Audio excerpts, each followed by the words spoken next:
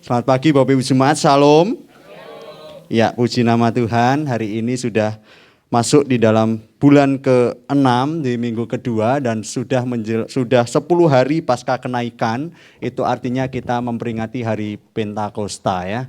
Jadi kita memperingati hari tersebut dan mari kita sama-sama untuk merenungkan tentang sebagian dari firman Tuhan yang boleh Tuhan izinkan untuk kita renungkan hari ini. Kita buka Kisah Para Rasul yang pertama ayat yang ke-8 Bapak Ibu. Kisah Para Rasul yang pertama ayat yang ke-8, mari kita buka bersama-sama satu ayat saja, mari kita baca bersama-sama dalam hitungan ketiga. Sudah ketemu Bapak Ibu? Sudah ya? Mari sama-sama kita baca 1, 2, 3. Tetapi kamu akan menerima kuasa kalau Roh Kudus turun ke atas kamu dan kamu akan menjadi saksiku di Yerusalem dan di seluruh Yudea dan Samaria dan sampai ke ujung bumi. Sedemikian pembacaan Alkitab kita. Yang berbahagia bukan hanya mereka yang membaca dan merenungkan, tetapi mereka yang melakukan dalam kehidupan hari lepas hari. Amin Bapak Ibu ya. Bapak Ibu, suatu kali ada satu konflik terjadi dalam suatu bangsa yang cukup lumayan besar. Konflik ini menentukan nasib suatu bangsa itu bangsa yang maju atau tidak. Konflik ini menentukan satu bangsa tersebut bangsa yang besar atau tidak begitu. Suatu kali salah satu jenderal yang bernama Jenderal Adrian begitu. Salah satu jenderal yang bernama Jenderal Adrian ini mau memanggil siapa pemimpin bagi satu konflik yang besar ini. Jenderal Adrian ini boleh punya pasukan yang begitu banyak Bapak Ibu. Karena konflik ini sangat besar, konflik ini menentukan nasib bangsa. Jenderal Adrian ini menentukan buah apel yang besar sekali. Ya kurang lebih gagah-gagah perkasa, ganteng-ganteng kayak Bapak Ibu ya. Jadi cantik-cantik kayak Bapak Ibu sekarang. Bajunya putih semua, bukan baju army ya, tidak gitu. Tapi menentukan satu nasib bagi satu bangsa Bapak Ibu. Satu kali ada apel karena ini perang yang cukup lumayan besar. Dia apel segala sesuatunya dan Jenderal Adrian ini berjuang untuk memilih siapa pemimpin di baliknya. Di situ ada salah satu bernama Kapten Yura, sebutlah Kapten Yura begitu. Ada satu orang bersama Kapten Yura, dia itu mempunyai pengalaman yang baik Bapak Ibu. Reputasi yang bagus, 15 tahun memimpin beberapa perang-perang di dalam konflik internalnya dan berhasil. 15 tahun punya pengalaman yang cukup lumayan besar.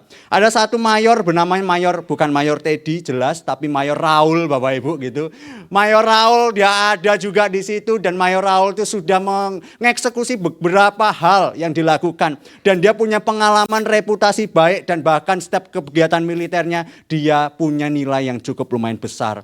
Dan di situ juga ada banyak pasukan-pasukan pemimpin-pemimpin peleton begitu Bapak Ibu.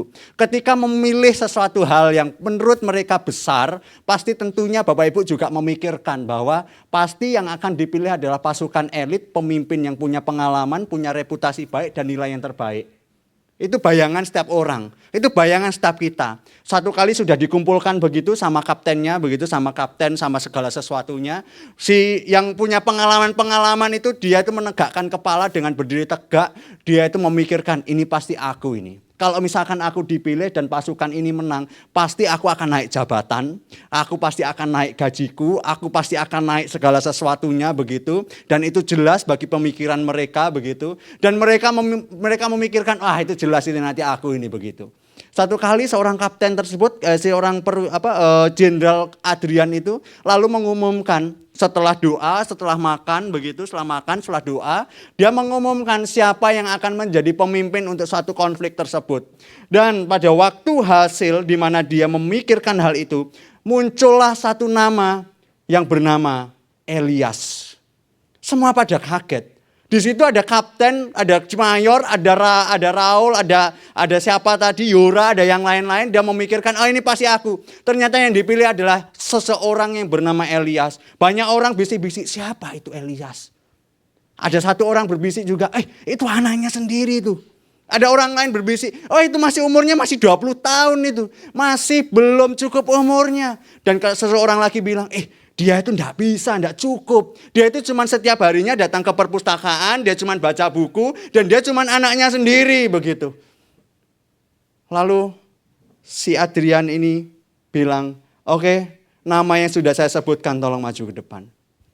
Dia beri map itu, Dengan tunduk si Elias itu dia cuma berkata, sebenarnya aku tidak masuk di dalam pilihan.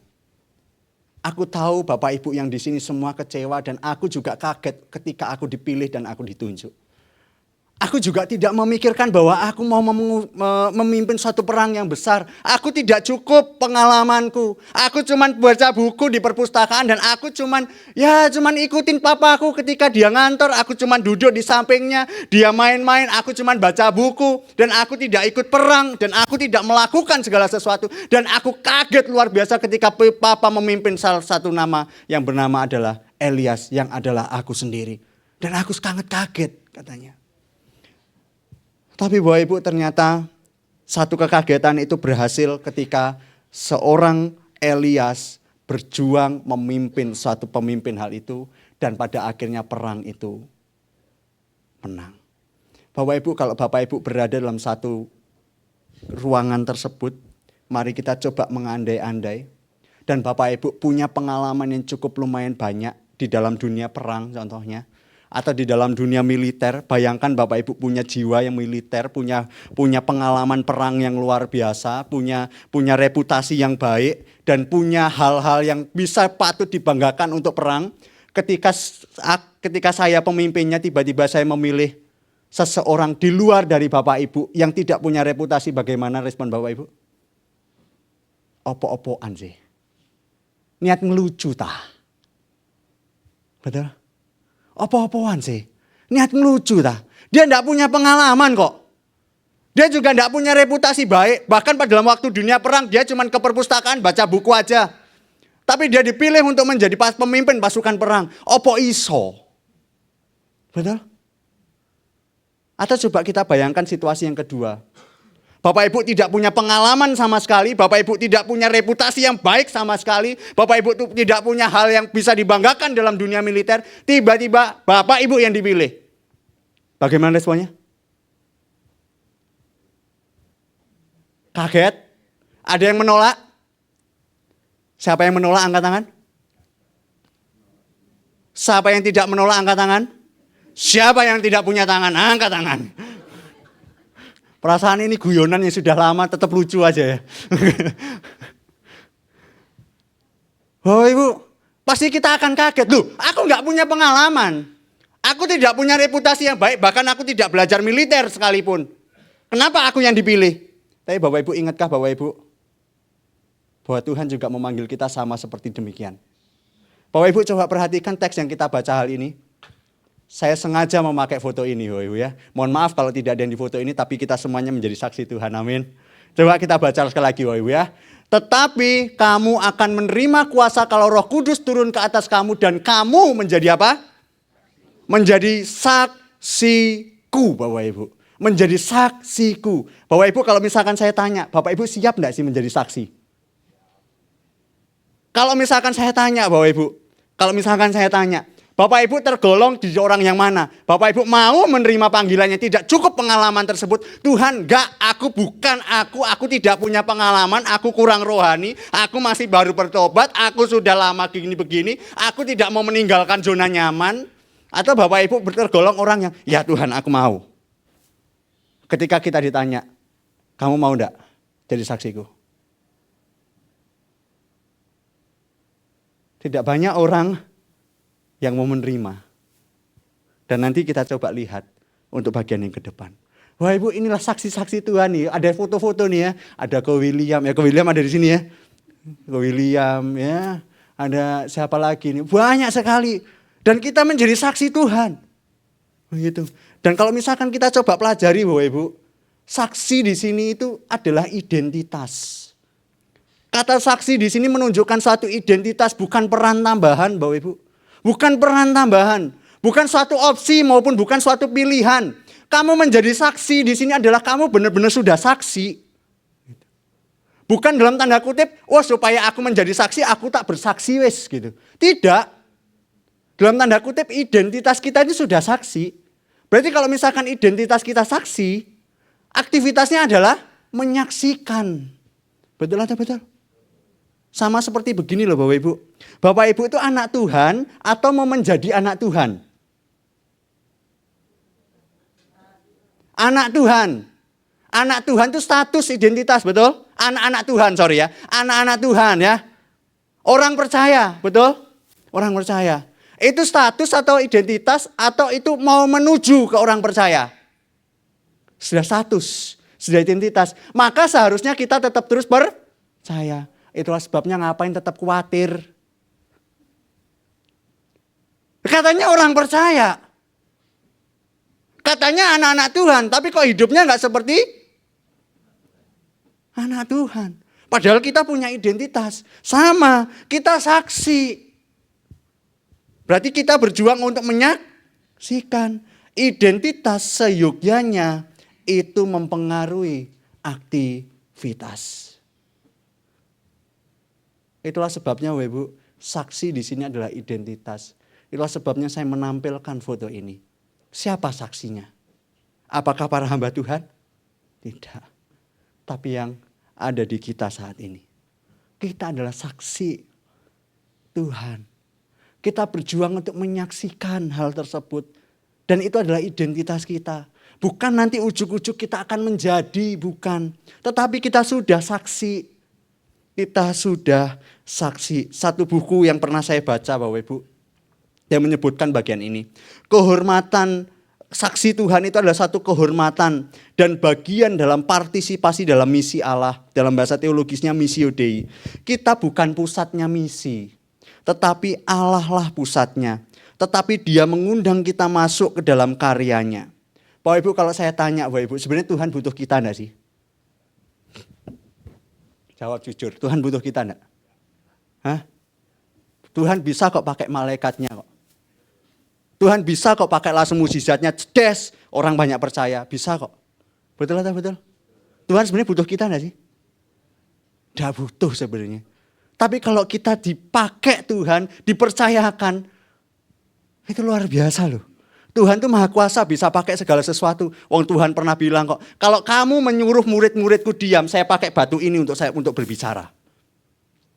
Tuhan pernah pakai keledai untuk ngomong, betul atau betul? Keledai siapa Ibu? Bileam, nanti makan bakso Pak di depan. Betul jawabannya. Tuhan bisa pakai segala sesuatunya kok. Padahal ada manusia di situ, tapi Tuhan pakai keledai hal itu. Tuhan bisa pakai segala sesuatu, Tuhan tidak butuh kita sebenarnya. Tapi kalau misalkan dalam kasih karunia-Nya yang bebas Tuhan memilih kita untuk menjadi saksi, itu anugerah luar biasa loh. Siapa sih kita yang setiap hari menyakiti hati Tuhan? Kalau misalkan Bapak perhatikan ya, batu loh, lebih tidak menyakiti Tuhan rasanya ya. Nah kalau manusia, wah dipakai, wah tiba-tiba jalan, berdosa lagi. Aduh nyakiti aku lagi, jalan lagi, berdosa lagi. Lah bertambah nyakiti lah. Tapi Tuhan tetap terus pakai kita, itu anugerah luar biasa Bapak Ibu. Dan Tuhan bilang kamu menjadi saksiku. Allah tidak butuh kita. Tapi dalam kasih karunia-Nya yang bebas, Dia memberi kita kehormatan untuk menjadi bagian dari misi kerajaan-Nya. Bapak Ibu, ini suatu hal yang indah. Kita orang yang berdosa, orang yang lemah diselamatkan, sudah diselamatkan, oke. Identitas kita diubahkan, oke. Lalu Tuhan bilang kamu menjadi saksiku. Mungkin kita bilang Tuhan aku gak cukup pengalaman. Tuhan aku tidak punya sesuatu yang bisa aku bagikan. Tuhan aku tidak punya sesuatu yang bisa aku banggakan untuk menjadi saksimu. It's okay Bapak Ibu, saya mau ngomong begini. Kita itu bukan alat terbaik memang. Tapi Allah memilih kita untuk tugas yang terbesar. Sekali lagi Bapak Ibu ya. Kita memang bukan alat yang terbaik. Tetapi Allah memilih kita untuk memakai kita untuk tugas yang besar. Tuhan tak harus pakai kita. Tapi Dia mau. Itu anugerah yang mulia, yang hina dipakainya supaya nyata kuasa dan kasih-Nya. Inilah yang terjadi dalam hidup kita Bapak Ibu. Kita yang hina, kita yang tidak cukup banyak pengalaman, tidak cukup banyak segala sesuatunya, tapi Tuhan terus pakai kita. Itu suatu anugerah terindah loh. Satu anugerah yang terbesar yang Tuhan berikan. Kamu menjadi saksiku. Mungkin kita saat ini sedang gentar karena mengapa? Kalau kita coba baca Bapak Ibu, ini sesuatu hal yang sepertinya Mission Impossible gitu ya. Baru-baru ini kan muncul ya film tersebut ya, Mission Impossible. Ini suatu Mission Impossible gitu. Ini sesuatu hal yang mustahil Tuhan ketika Engkau menjadikan aku sebagai saksinya. Mengapa ini mustahil? Coba Bapak Ibu bayangkan ada penggambaran ya. Kita itu seperti domba di tengah serigala. Bayangin Bapak Ibu, domba dengan serigala, jelaslah yang menang elang. Enggak ya, yang menang siapa? Yang menang pasti serigalanya. Domba musuh serigala, dan itu penggambaran yang luar biasa bukan? Kamu itu akan aku utus, tetapi ketika aku utus, kamu itu seperti domba di tengah serigala. Kesempatan untuk menang itu berapa persen sih Bapak Ibu? Ya kecil sekali, kecil. Bisanya cuma menyerah, ya wis lah nyoh manganan wis. Gitu.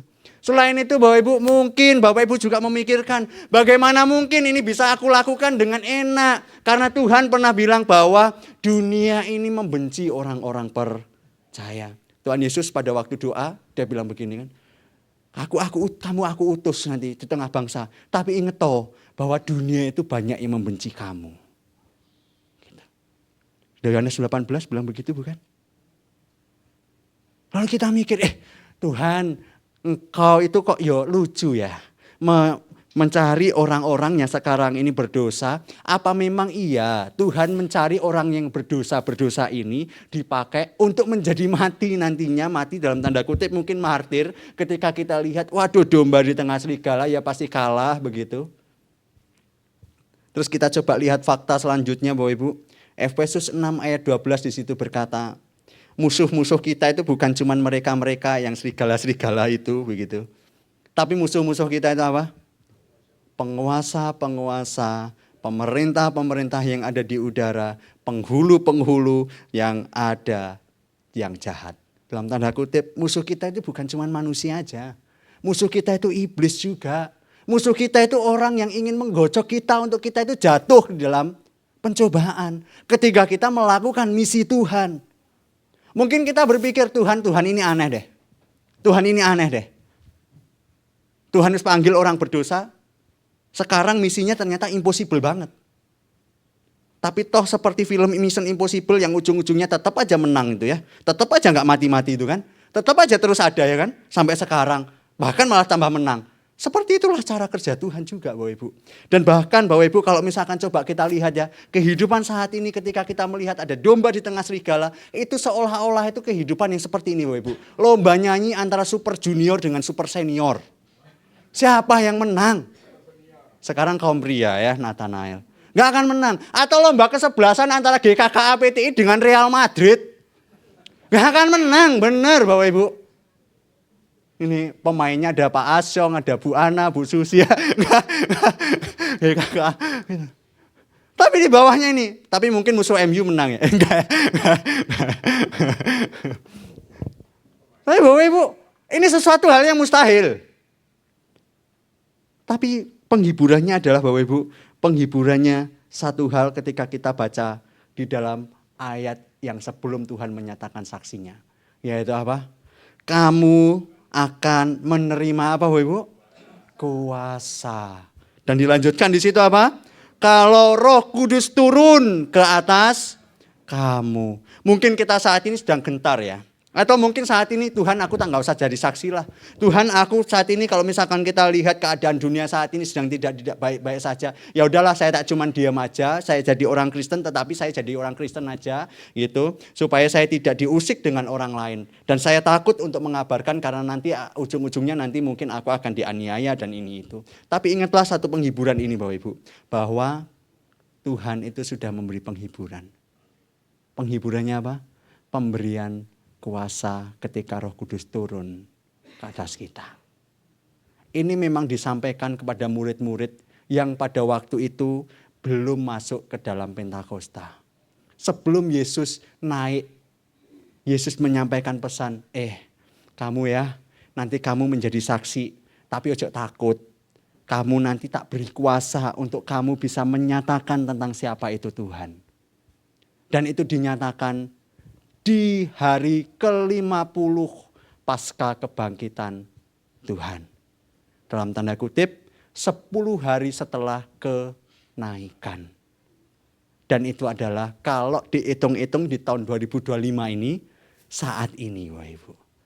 Dan ketika hal ini memang belum digenapi, tapi kalau Bapak Ibu coba perhatikan dalam Kisah Para Rasul pasal yang kedua, hal itu digenapi ketika Petrus menyatakan satu kebenaran dan dengan menggunakan bahasanya Petrus, tetapi di dalam pada waktu penggunaan bahasanya Petrus, semua orang yang bahasanya beda-beda dari negara yang beda-beda itu, dia tahu apa yang dinyatakan oleh Petrus. Dan setelah dia tahu apa yang dinyatakan oleh Petrus, apa yang terjadi selanjutnya, dia bertobat. Kurang lebih ada berapa ribu orang? Berapa? Ya, pokok ribuan ya. Saya juga enggak hafal. Pokok ribuan.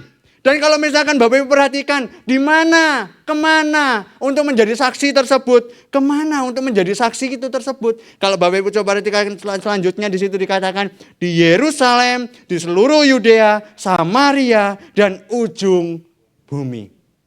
Dan itu dinyatakan dalam Kisah Para Rasul. Kalau misalkan coba perhatikan, di Yerusalem pada waktu Petrus menyatakan hal tersebut, lalu tiba-tiba lari di dalam Kisah Para Rasul 7 sampai 8 kurang lebih demikian, lalu ke Yudea dan lalu ke Samaria lewat Filipus kalau saya tidak salah, dan sampai ke ujung bumi. Sekalipun belum sampai ujung saat ini, pada dalam pasal yang ke-28 memang belum selesai, dan yang menyelesaikan ke ujung bumi adalah siapa? Kita.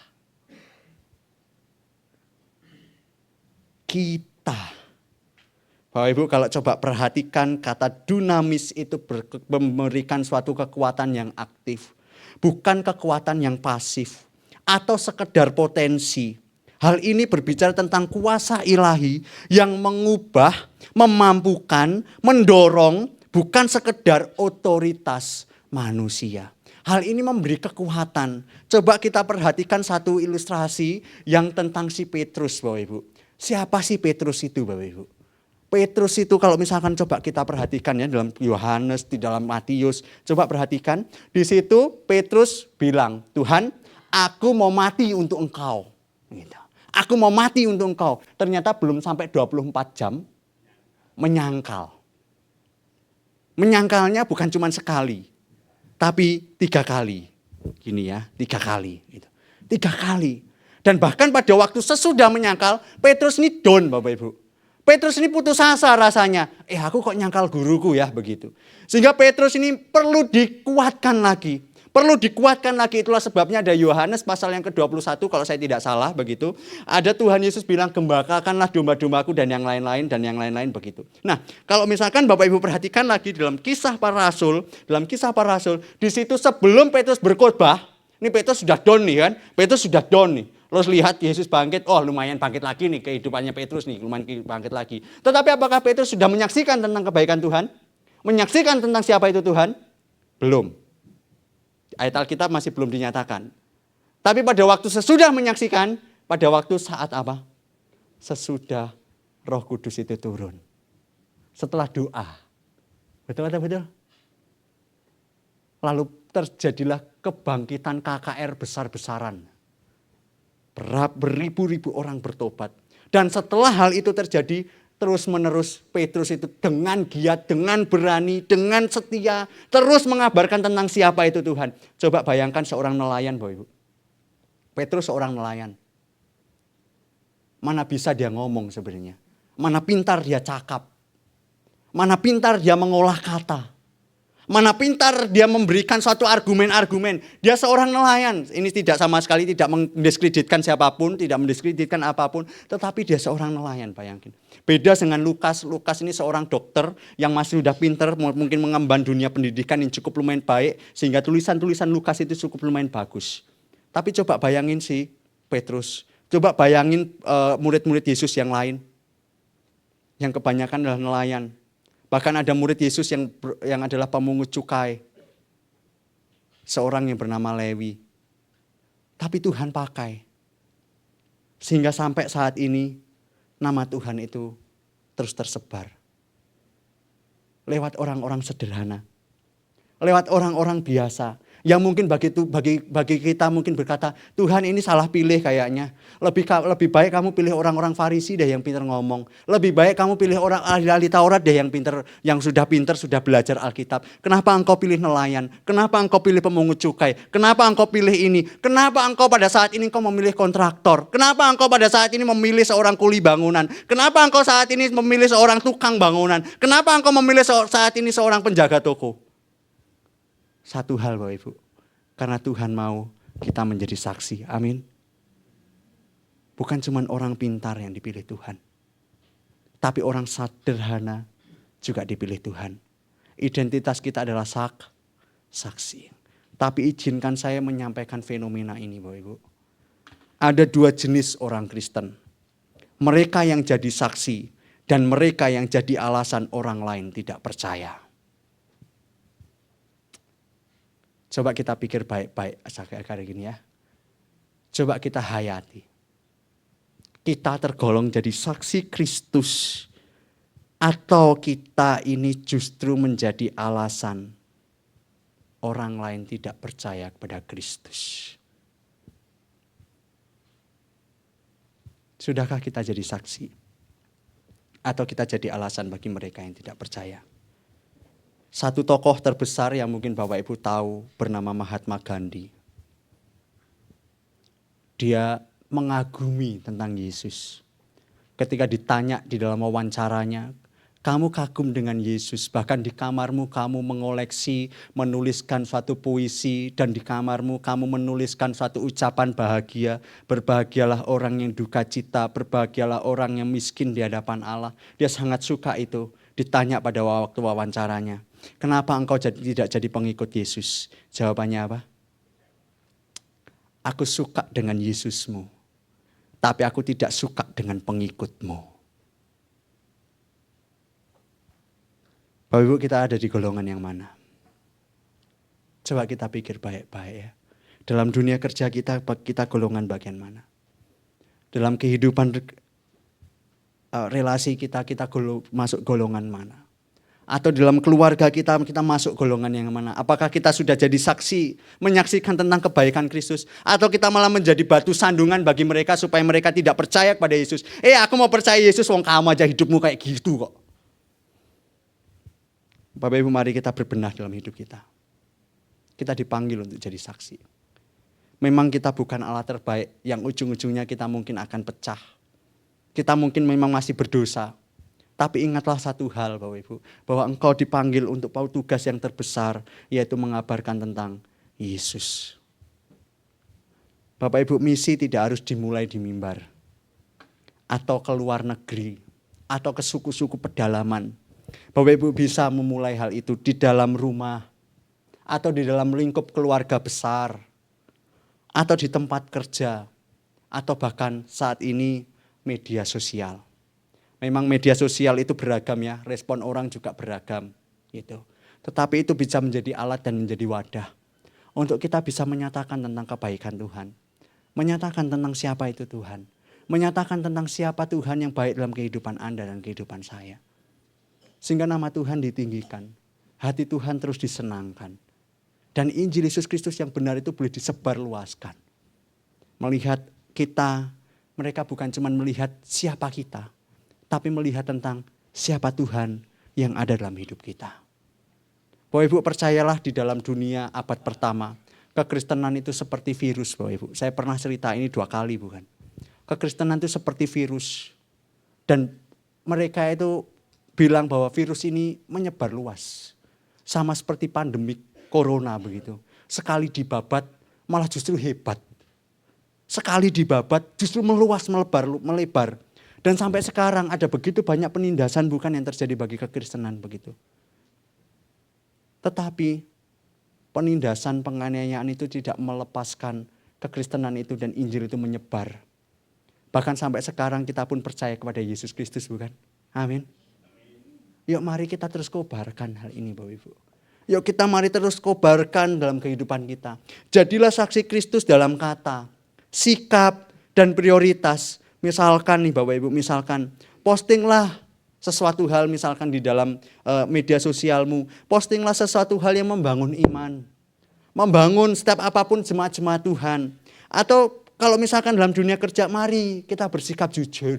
Mari kita tetap terus bersikap tulus dalam bekerja. Mari kita tetap terus bersikap bahwa ini pekerjaan ini menyadari bahwa Tuhan sampai sekarang bekerja, maka aku pun juga ikut bekerja.